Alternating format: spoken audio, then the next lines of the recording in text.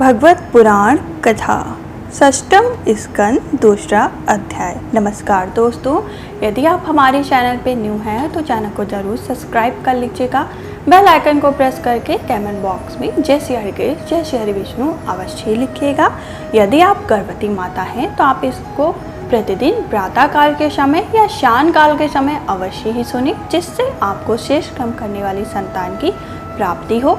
जैसे संतान की आप कामना करते हैं, श्री हरि विष्णु की कृपा से आपको वैसे संतान की प्राप्ति हो। यदि आप हमारे चैनल पे न्यू हैं तो आप इसको प्रथम स्कंद से अवश्य ही सुनें, जिससे आपको इसका पूरा सार समझ में आए और इसका पूरा फल प्राप्त हो। उसकी लिंक आपको कमेंट बॉक्स में मिल जाएगी। हमारा दूसरा अध्याय जो यहाँ से प्रारंभ होता है, विष्णु दूतों द्वारा भगवत धर्म निरूपण और आजामिल का परम धाम गमन। जय श्री हरि कृष्ण। श्री सुखदेव जी कहते हैं, परीक्षित, भगवान के नीति निपुण एवं धर्म का मर्म जानने वाले पार्षदों ने यमदूतों का यह अभिभाषण सुनकर उनसे इस प्रकार कहा। भगवान के पार्षदों ने कहा, यमदूतों, यह बड़े ही आश्चर्य और खेद की बात है कि धर्मज्ञों को सभा में अधर्म प्रवेश कर रहा है, क्योंकि वहाँ अपराध और अदंडनीय व्यक्तियों द्वारा व्यर्थ ही दंड दिया जाता है, जो प्रजा के रक्षक हैं, शासक हैं, समदर्शी हैं और परोपकारी हैं। यदि वे ही प्रजा के प्रति विषमता का व्यवहार करने लगे तो फिर प्रजा किसकी शरण लेगी? सत्पुरुष जैसा आचरण करते हैं, साधारण लोग भी वैसा ही करते हैं। वे अपने आचरण के द्वारा जिस कर्म को धर्म अनुकूल प्रमाणित कर देते हैं, लोग उसी का अनुसरण करने लगते हैं। साधारण लोग पशुओं के समान धर्म और अधर्म का स्वरूप न जानकर किसी सत्पुरुष विश्वास कर लेते हैं, उसकी गोद में सिर रखकर निर्भय और निश्चिंत हो जाते हैं। वहीं दयालु सत्पुरुष, जो प्राणियों का अत्यंत विश्वास पात्र है और जिसे मित्र भाव से अपना हितैषी समझकर उन्होंने आत्मसमर्पण कर दिया है, उन अज्ञानी जीवों के साथ कैसे विश्वासघात कर सकता है? यमदूतों ने इसने कोटि कोटि जन्म के पाप राशि का पूरा प्रायश्चित कर लिया है, क्योंकि इसने विवश होकर ही सही भगवान के परम कल्याण में मोक्षप्रद नामक उच्चारण तो किया ही है। जिस समय इसने नारायण इन 4 अक्षरों का उच्चारण किया, उसी समय केवल उतने ही इस पापी के समस्त पापों का प्रायश्चित हो गया।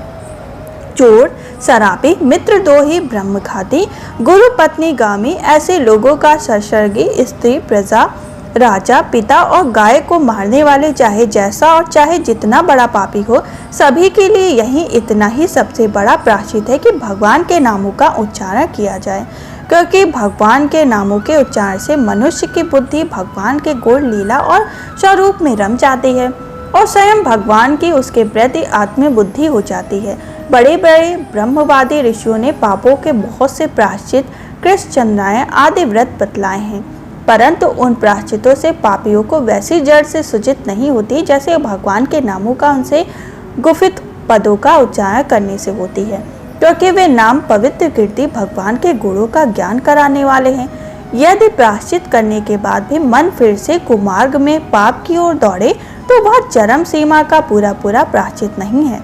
इसलिए जो लोग ऐसा प्रायश्चित करना चाहें कि जिसमें पाप कर्मों और वासनाओं की जड़ उखड़ जाए, उन्हें भगवान के गुणों का ही गान करना चाहिए, क्योंकि उससे चित्त सर्वथा शुद्ध हो जाता है।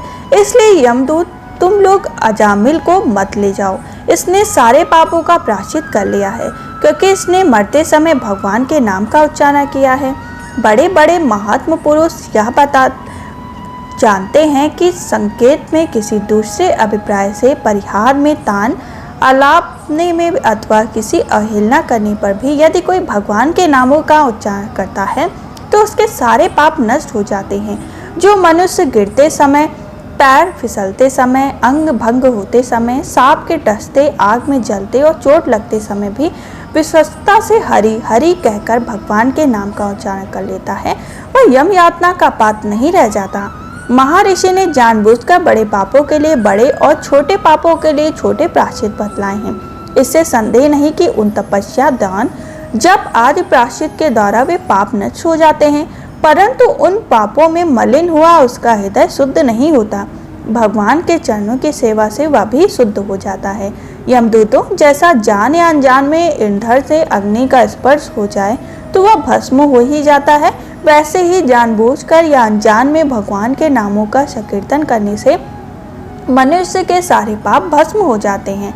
जैसे कोई परम शक्तिशाली अमृत को उसका गुण न जानकर अनजाने में पी ले तो भी वह अवश्य ही पीने वाले को अमर बना देता है, वैसे ही अनजान में उच्चारण करने पर भी भगवान का नाम अपना फल देकर ही रहता है। वस्तु शक्ति श्रद्धा की अपेक्षा नहीं की करती। श्री शुकदेव जी कहते हैं, राजन, इस प्रकार भगवान के शास्त्रज्ञों ने भगवत धर्म का पूरा निर्णय सुना दिया और अजमाली को यमदूतों के पास से छुड़ाकर मृत्यु के मुख से बचा लिया। प्रिय परीक्षित, शास्त्रज्ञों की यह बात सुनकर यमदूत यमराज के पास गए और उन्हें यह सारा वृतांत जो का त्यों सुना दिया। अजामिल के यमदूतों के फंदे से छूटकर निर्भय और स्वस्थ हो गया। उसने भगवान के शास्त्रज्ञों के दर्शन जनित आनंद में मग्न होकर उन्हें सिर झुकाकर प्रणाम किया। निष्पाप परीक्षित, भगवान के शास्त्रज्ञों ने देखा कि अजमाली कुछ कहना चाहता है, तब वे सहसा उसके सामने ही वही अंतर्धान हो गए। इस अवसर पर अजमिल ने भगवान के शास्त्रज्ञों से विशुद्ध भगवत धर्म और यमदूत के मुख से वेदांतों के सगुण प्रवृत्ति विषयक धर्म का श्रवण किया था। सर्व पाप हारी भगवान की महिमा सुनने से अजमिल के हृदय में शीघ्र ही भक्ति का हृदय हो गया। अब उसे अपने पापों का याद करके बड़ा पश्चाताप होने लगा। अजमिल मन ही मन सोचने लगा, अरे मैं कैसा इंद्रियों का दास हूँ। मैंने एक दासी के गर्भ से पुत्र उत्पन्न करके अपना ब्राह्मण तत्व नष्ट कर दिया।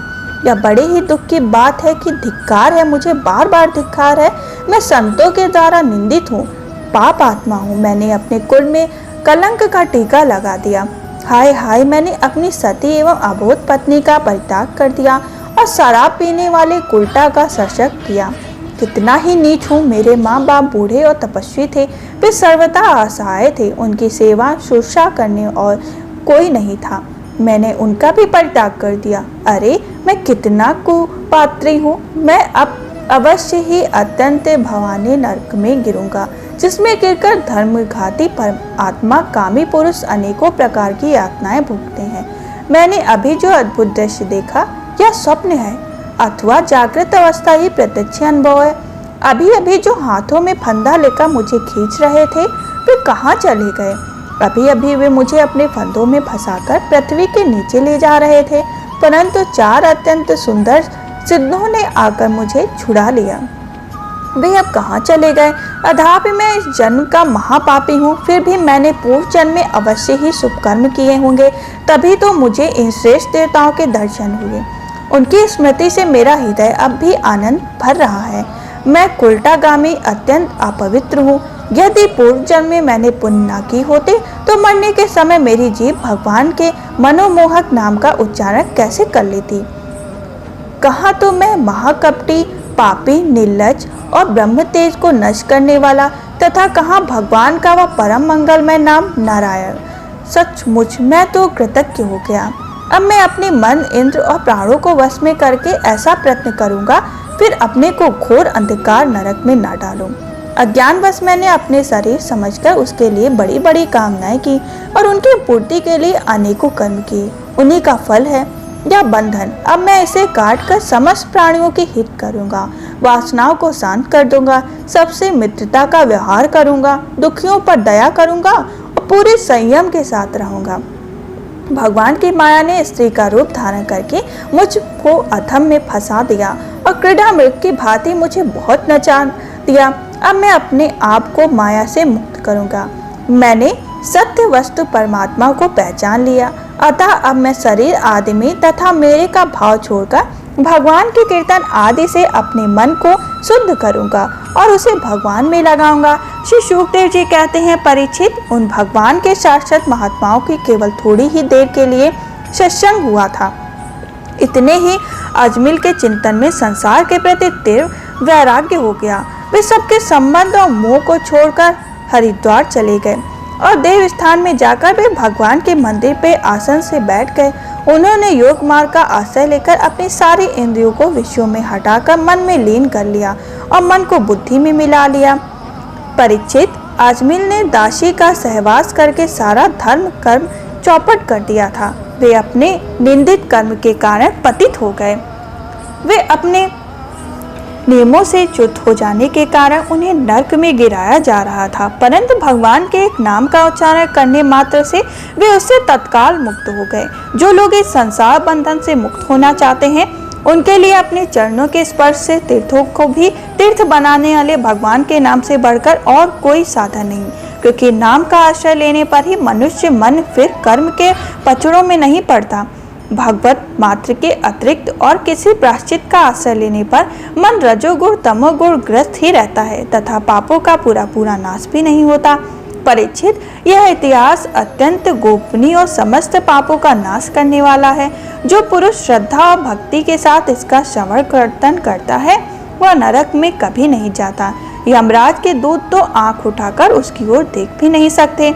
उस पुरुष का जीवन चाहे पाप में ही क्यों ना रहा हो, वैकुंठ लोक में उसकी पूजा होती है। परीक्षित देखो, आजमिल जैसे पापी ने मृत्यु के समय पुत्र के बहाने भगवान के नाम का उच्चारण किया, उसे भी वैकुंठ की प्राप्ति हो गई। फिर जो लोग श्रद्धा के साथ भगवान मात्र का उच्चारण करते हैं, उनकी तो बात ही क्या है। इस प्रकार हमारा दूसरा अध्याय संपूर्ण हुआ। हम फिर मिलेंगे तीसरे अध्याय में, जिसमें यम और यमदूतों का संवाद रहेगा। यदि आप हमारे चैनल पे न्यू हैं तो चैनल को जरूर सब्सक्राइब कर लीजिएगा। बेल आइकन को प्रेस करके कमेंट बॉक्स में जय श्री हरि कृष्ण जय श्री हरि विष्णु अवश्य लिखिएगा। तब तक के लिए जय श्री हरि कृष्ण।